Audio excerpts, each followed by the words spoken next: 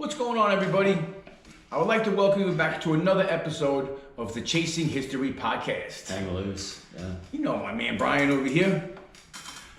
We are just always happy to come back and share things that we're learning and things that we have learned, because there is actual facts of things that what we're doing and things that we see, and there's things that we're still creative people challenging ourselves to discover new ways of new things, because techniques change and some things are very undiscovered. So Brian definitely has been very busy all week working on some things, and I would love for him to explain a little bit more about what he's been doing, because it's always something that's going to teach you a little more about what the process is and how we're seeing the things that we're seeing. Well, before we get to that, how was your week? My week was really good. Yeah. Besides, being outside in the heat, sweating, working my ass off. Sweaty balls? Yeah, sweaty balls, definitely. It was definitely one of those freaking weeks, Yeah. I know you can relate. I drank a lot of water, and I did my thing, and, I'm still, I'm here alive, thank God. A New York Queens boy. You didn't say water right. Water. It's water. W-A-T-T-A-A. Yeah, it's been a good week. I started new techniques, so I've been doing this for a couple of years, looking for stuff on relics because I've seen it before and trying to capture it. And I'll explain a couple techniques today. Yeah, continue. So we've got generally what I've showed you before in previous episodes, maybe. So I've got a camera, but the sensor in this camera, we're gonna hold this up, giving away secrets here. This thing in the back, that little square, that is the sensor. Now, all camera sensors, for good cameras, have an ultraviolet filter and a little bit of an infrared, and they call that a hot filter. I had that removed. So this camera sees way beyond the rainbow, which allows us to cut to the right, put in a blocker so everything below doesn't work. It would catch infrared and ultraviolet as well. Now, those are frequencies our eyes don't pick up, but we're able to record it through the camera. And this week was all about connecting the dots, because I've done a lot of different techniques, 3-point lighting and whatever. And a lot of the stuff I did was up close. And I think we had a realization, I know I did, probably a year ago, that standing back from what our focus has been, the presidential peace medals, there was work done there too in a much more scientific way. So, hey, you found a little letter, with a microscope on top of the penny or whatever. That's cool. But if you made the penny turn into something else at 4-foot distance under the sunlight, that would be physics. Now, these guys, we're talking about the period of 1792 to 1795 during the Age of Enlightenment. I consider those 3 years optical deception enlightenment.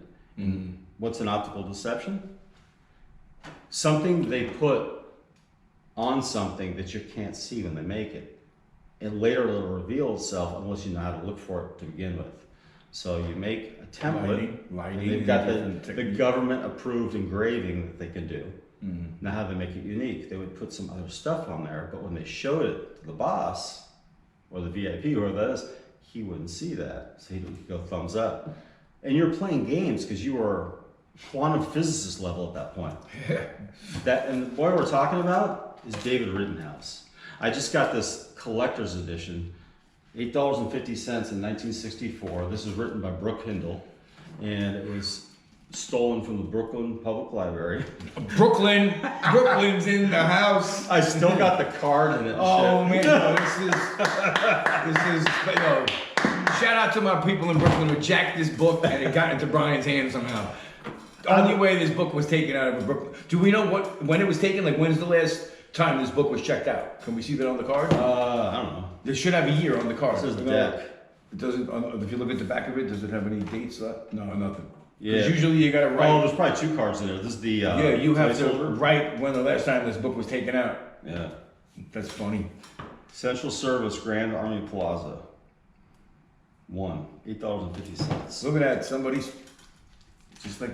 Actually, I covered it in plastic to preserve it, but the cover is fabric, and it's a leather-bound book. I think that's befitting of somebody like David Rittenhouse. I know we're joking around. Always, but we're also very serious people. You know, what we talked to you about in prior episodes, I don't recall, but we are studying the presidential peace medals between 1792 and 1795. And 1789 too. Yes, we have an 89, but I think that the optical deceptions were best played in those 3 years, the Age of Enlightenment. That was like the peak, the pinnacle.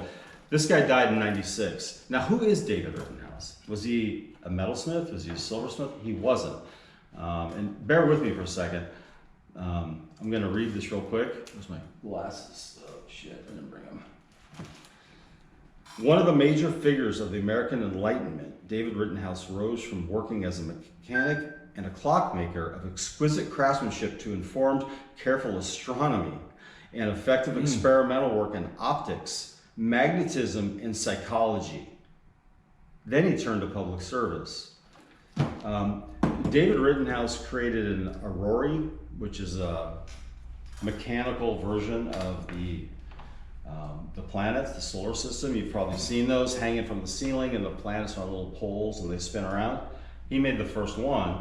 The New Jersey University at that time, was prior to Princeton, he granted it to him. He made this when he was, 13 years old, living on a farm in Germantown, Pennsylvania. Who taught him? And he was perfect. Self-taught. They gave him an honorary degree and took it off his hands. It's now, you can't find it, but Princeton has a replica of it in their main hall. So this guy comes from a different planet. Who knows?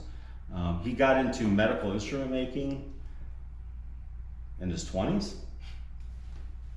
Who did medical instrument in your 20s? And he focused on optics. And he focused on how the human eye sees. So I know that's long-winded, and I apologize, but he also was the you need to explain this. The first discoverer of what's called a diffractive grating. A diffractive grating is a series of unique heights and lows, and when light hits it, the light sprays off in a different direction and separates the colors. You've seen a rainbow. Now, I think 1820, somebody, Fraunhofer, I forget his name, he gets the credit, but Rittenhouse made the first diffraction grating. What he did, took 2 metal screws and 50 threads and tied them between the screws tight and had little slits, which we now know is called an interference pattern. And he shined the sunlight through it, and he noticed that the light looked much different on the other side, probably like Dark Side of the Moon album cover. Now, he's also a master in optics. He was tracking Saturn. He's the first American to ever find Saturn on a telescope that he hand built. It would make sense now. Why? Another planet. Way ahead of his time. The way that ties in is the Richardson family. I don't know their direct parallel with David Rittenhouse, but they were players at the exact same time. Old man Richards had passed in like 86, and Joseph Richardson Jr. was on the scene, and David Rittenhouse was on the scene. Now, David Rittenhouse was the first director of the Mint, the Treasury, excuse me, to design the Mint. Right. George Washington handpicked him. They were best buddies, a part of the Philadelphia Society with Benjamin Franklin, Thomas Jefferson. All the players were in the house. This guy was a master at optics, astronomy, chemistry, magnetism. He's 4 years old at this point. And then he got into this role and had to take government jobs, and they talk about dissatisfactions later in life, that wasn't the funnest part of his life. But who would be a better spiritual guide if you're the best silversmith family on the world? And you've got praise for your craftsmanship and your engravings, but you want to take it to the next level. Plus, there might have been a job working for the newly formed government at that point, which would be making coins, and that was your specialty. He would be your mentor. And I'm connecting dots here, but David Rittenhouse, Philadelphia Society, all the players, specializing in optics plus all the other things I mentioned. He was the first director of the Mint. In the optics, actually, there was another member that would hang out at the Philadelphia Society. I forget the last name, but he was the biggest crystal quartz manufacturer in Philadelphia at the time, making fancy goblets, right? But if you made fancy goblets, you'd also be able to produce these quality optics, which Rittenhouse was using. I don't know. Which explain Dude, I just to rolled explain them. to people that don't know exactly what optics is. What is it? It's a piece to be able to view things. Well, I mean, like a camera's got a lens on it, right? Mhm, And right. a recording device. Right. The lens is actually kind of like an eyeball. So your eyeball is optics, Mhm. right? You hold up, you look, and you're like, oh, it doesn't work, and you hold it a little bit away, and all of a sudden it gets in focus. Mm-hmm. And some lenses will, you know, if you're a photographer, you know this, but if you don't, you know, they'll make things wider or narrower depending on their focal plane and how telephoto they are. It appears that he had figured all that out by, I don't know, early 1790s, and then took the Smiths to the next level. And some of the work we've been showing that's emerging, that the experts will call pareidolia, and I may get into that later, have been wrong. I think we're the first guys that are gonna hit the scene. And You're the one that discovered this crack in this code. I'm just a co-host, man. I made I'm just happy to be here. I found on Johnny's 1789, which is to his right of his ear. I don't know if the camera picks that up, but I think it does. On that metal, this is a sketch I made, and you'll see that it's a traditional Native American cartoon character, because that's how they drew them back then, especially with the black top hat. That was important. That meant they were in with the white people. He's got the big nose. That is right off the wingtips of that unit behind him. And that is clear as a bell. I can't show you a photo right now. I may provide Johnny one. He can throw it in the scene. But it looks like something from a 70s cartoon, but if you look at the artwork back then, they were messing around. That metal you got has a hidden Joseph Richardson Jr. signature on it that we showed in the previous episode. Yep. Under macro photography. Yep. So this week's been about connecting the dots. I wanted to do this tonight with John because I thought I had some things to say. I'm getting a little wordy. Yeah, I think I've connected dots at this point as much as I can, but what's up? No, basically, Rittenhouse is, to us, he would be the godfather of basically what we're researching and learning. To only have a really glimpse of what this man's knowledge was would be phenomenal these days. Something a lot of people don't have. Yeah. Because his skill level of what he's seen and how he discovered things is next level. You say he grew up on a farm, a little kid, he discovered this thing by just working hard at it, you know, and that's... Was it secret knowledge? Did he have like a grandfather? grandfather? Whatever? Grandpas that traveled, you know, from out of the country and schooled him, taught him these things, and... He created an aurora, a mechanical working model based off the Da Vinci model in a farmhouse when he was 12. And the most prestigious university at the time took it off his hands and gave him an honorary degree. Something's going on there. But as we're going to show more, talk more about this, but it's like sometimes I feel like we need to get into a little bit of logistics of who these people are and why we're ambitious about what we're doing and how we're tying these pieces together. This is a puzzle, right? And it's not a huge puzzle, it's a puzzle. And we're just placing pieces for you guys to understand who was a part of this stuff. Everything we talk about, please feel free to research everything yourself, do your own homework. But this guy to me would be the godfather of what we're doing here. And the rabbit hole, just bringing up the Wikipedia page for David Rittenhouse, it doesn't seem to be highly redacted, as some can be. I'm not being a conspiracy theorist, but that's what happens. they downplay stuff. Is massive.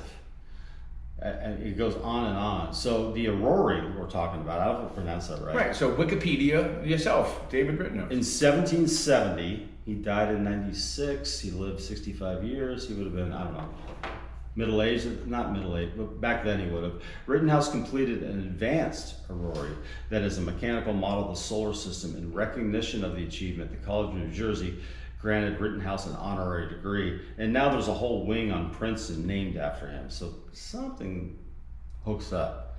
I believe he's the influence to the artisans that did the work on the pieces that we own between that time period.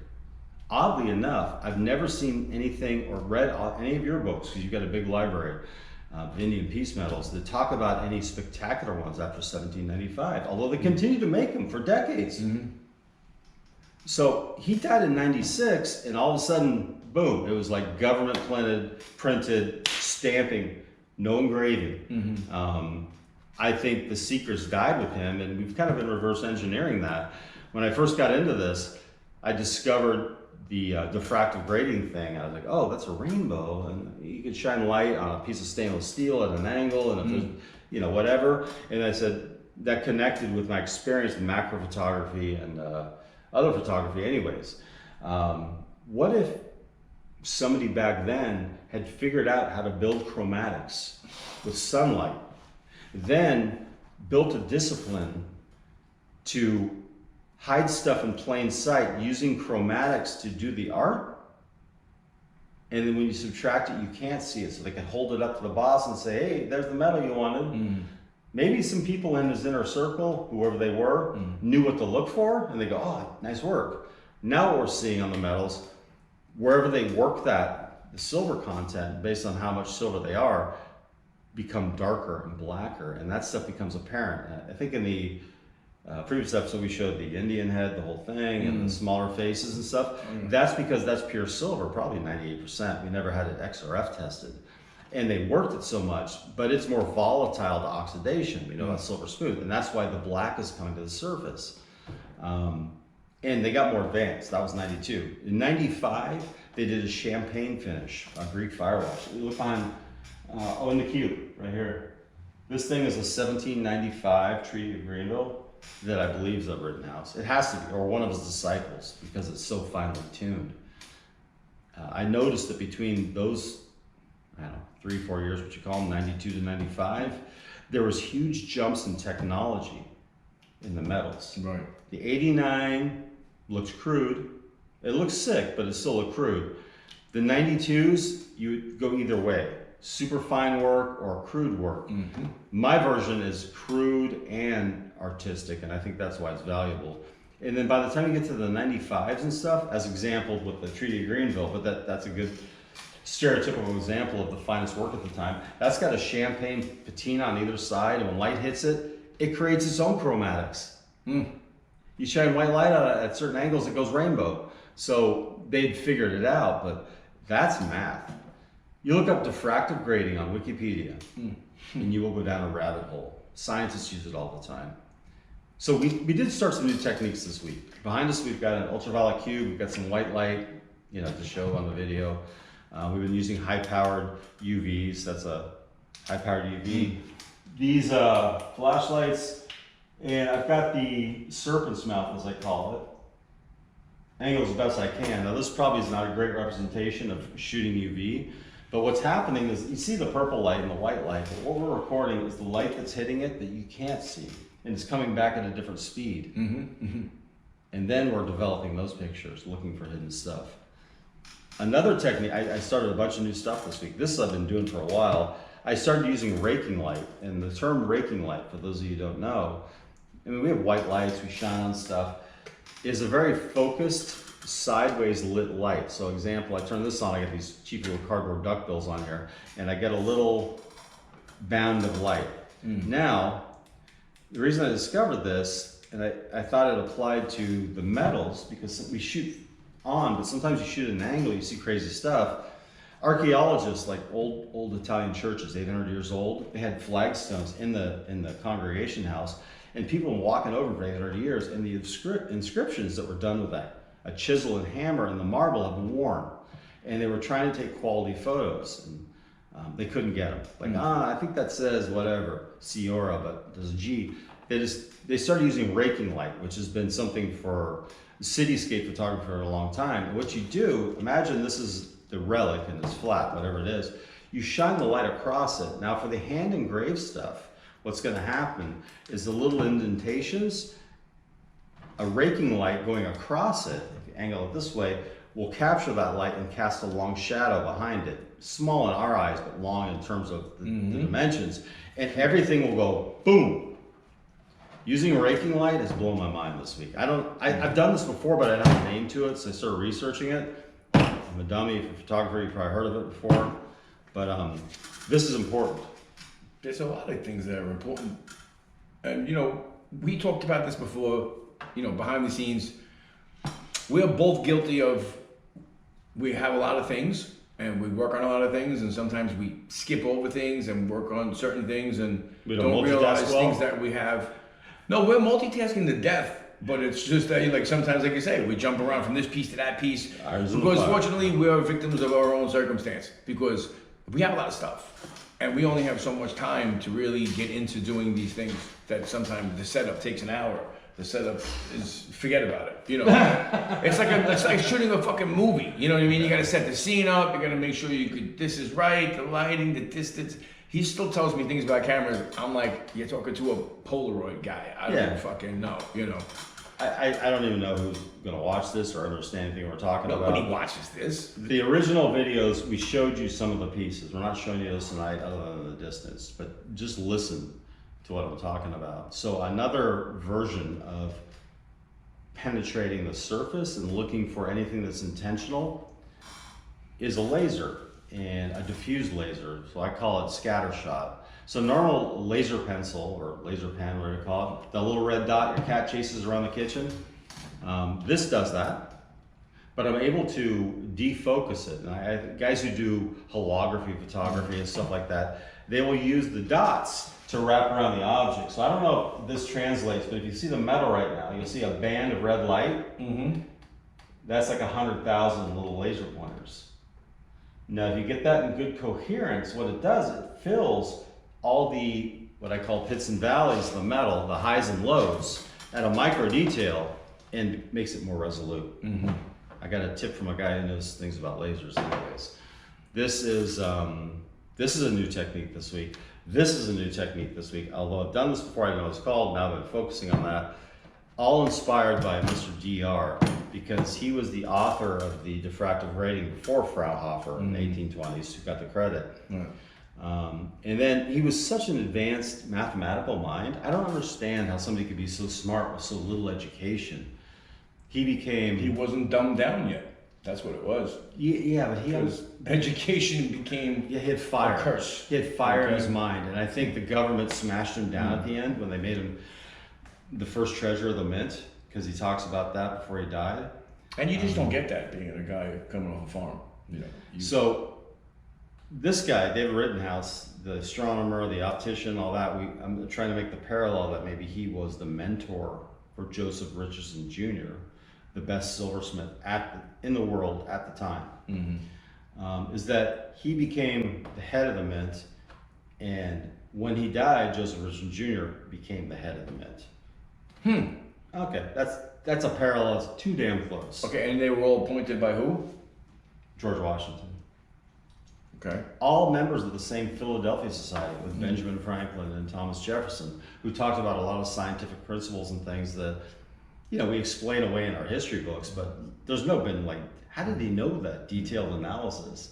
It seems to be like secret knowledge. So I guess when I was able to suspend disbelief because I thought I found something on a piece metal years ago, I said, you know what? I revisited the next day, it's still there. And then that's when I went click, suspend disbelief and just start hunting with different techniques. That's where we're at. This is the product of that. Nobody else is doing this. Listen, just yesterday, us researching so many things, he's experimenting with these different lighting techniques he's talking about. And he was looking at this 1795 piece. And just yesterday, I was standing around and doing exactly what we're telling you. Lighting it up, placing it in a certain atmosphere, and we walked 10, 15 feet away, and we saw a full face image on the whole metal. And it's become something that we're seeing often on certain pieces. And we've showed you here's the upside down thing we believe is John Penn. John Jay. Yeah. So this is John Jay, we believe. And the recent development there, because full face portrait. Yeah. Full face portrait. The Indian face on Brian's.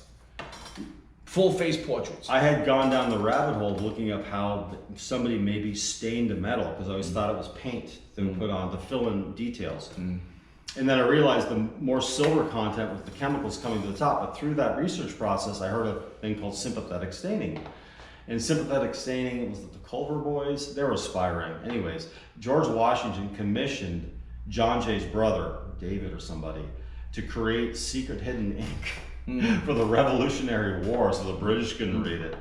And he asked, it wasn't like lemon juice in front of a candle, it was a type of ink that you had to develop. You needed a reagent chemical to see it. That's film. They were doing it on papyrus in the Revolutionary War. So George was deep. Like before he was president, he knew about some shit because he asked the right guy, and the guy came up with it like immediately. You're obviously around the right people when you are that So kind of caliber. if it's John Jay or John Penn, I'm voting John Jay because he was closer to Washington via his brother. We just talked about that. Correct. So that's my vote. We're gonna show a lot more. I mean, this is just a peek of a little bit of what we want to explain and talk about. Yeah. Because there really is a lot. We call it a rabbit hole, but it's really this quest for knowledge. There's times I was sitting there scrolling, searching through, Grok, all these different things that I want to know. I want to know what the answers are. And because I'm into it. And it's important that I know the truth. And I'm finding out things that, they don't tell you or they don't want you to know. I find when I call it the rabbit hole, for me personally, that means I'm at a point where I'm not retaining anything. I'm just fascinated by it. Right. But you're also, you learn shit. Like I said. You do. But like if you go down the fucking tunnel, you're like, well, that's amazing, and then you try to recap. And you're not I didn't get anything out of it. You're not satisfied. Yeah, it's not really. It wasn't like a full happy ending at a rub and tug. It wasn't something like that. I don't know. Jesus. Takes one to know. You got to go to a better place. You need a better massage spot. But we're going to talk more about these pieces and these things that we see because, like I said, I'm in for the hunt of owning these pieces and discovering things. It's like I was, shot in the arm with a piece of freaking dope or something because it becomes addicting. To where if we weren't here spending the time looking through these things and him spending hours with all this lighting and cubes and things and all these things that, he buys and invests in, we wouldn't be able to see these things. But it's important that we just show that we're honoring certain people that we believe are responsible for this stuff and that there's still much more. And we're talking to you directly, and the reason for that, there's a level of resistance above us, the people that grade these things. And they will write off anything that we talk about as pareidolia. And if you're not familiar, that means the brain's familiar with an image, so when it sees something it can't make sense of, it makes an image, right? It's a dog in the clouds, a face in the wall. Correct, which, and that makes sense, but it's an overused term. We've been able to take the pareidolia and go to the base art, see the hidden scratching, diffractive grading, pop the image, and you can see it was intentionally done. It couldn't have been done by cleaning or nature or anything like that. Nope. And now we can show you crystal clear images. Nobody's been able to build a convincing argument for those controllers that try to tamp this down with everything's pareidolia, a bunny in the clouds. Right. We can. That's why we're talking to you. I hope it's an education. And again, we're not looking to piss people off and crack codes. There's just beautiful images on these pieces that we see. And being a graffiti artist / ambitionist for just the history of relics, I write here the politics of relics. Because like anything in life, you run into politics. I get it, but I don't get it. And we're not one to just be sat down and like, all right, forget it, these people are right. Because that just means I'm dumbed down and stupid like the rest of people. When I'm a critical thinker and I look at things on my own sense and say, you know what, I'm gonna roll the dice and buy this piece. And when you get hit with that first rabbit bite and you're like, wow, there's something on there, now the quest continues. We take punches, like we're excited. Do you see this? I mean, we captured this image on this metal, and you send it to Elbow Patches and Pipe, Mr. Expert, and they say, that's not genuine. How do they? What are you talking about? It's right there. Yeah. We do this every day, honestly, in our lives. Brian's sending me pictures of videos, shit he sees, because, he's in the lab working his fucking ass off. And it's just amazing. And it's like, what is this, like some undiscovered thing nobody's ever going to see or know how it got there? Because there's steps to explaining, starting with Rittenhouse to Joseph Richardson and the family and relations to George Washington and the beginning of our government, the beginning of everything in our country that you live in, which controls the whole market. It's our job to build a more convincing argument for the optical deception theory, that there's, you know, stuff that was intentionally put on the metal that wasn't to be seen 240 years ago. And we're getting close. I mean, we've showed some stuff on our social media, our Instagram, and all that kind of stuff. And we're at the point where it's going to be so undeniable that we're going to make a big splash. Big splash. George Washington. Beat Wales. George Washington, the first gangster. Yeah, right? First crime family of the U.S. government. Dude, you guys heard the story about his wooden teeth? Yes. They actually used lead to put him in place. So you got lead poisoning wearing his... No. This is how he died. Crazy. People don't know that. He was walking around with metal teeth in his mouth and it just lead. went to his It brain. was lead. What do you think? They killed him on purpose? There was a conspiracy? Like, No, what do you think? I don't know. You think they paid off the dentist and they were like, look, don't give him the wood. They didn't have sell him on the aluminum. There was no David Rittenhouse of modern dentistry back then. Right, that's what came into play after this guy died. Yeah. But Peace. Yeah, always, we're going to see you next week. We're going to talk a little more about some depth. Stay well. Yeah, we owe you some crystal clear images of some work that's been recently acquired. And let's show them on the next episode. No, we're going to show them on this episode. They already saw it. No, I've got some new stuff. Oh, so we're going to show that on the next episode. Yeah, it's going to be tight. If there is one. Of course there's going to be one. We got a chokehold on this history shit, and it's our job to just keep telling you all about it. Please, when you're done with this, go on Google, look up Rittenhouse, look up Richardson family, look up all the grading, and you're going to find yourself, you're all amazed. Take your $1 million lights and see you next week. Peace.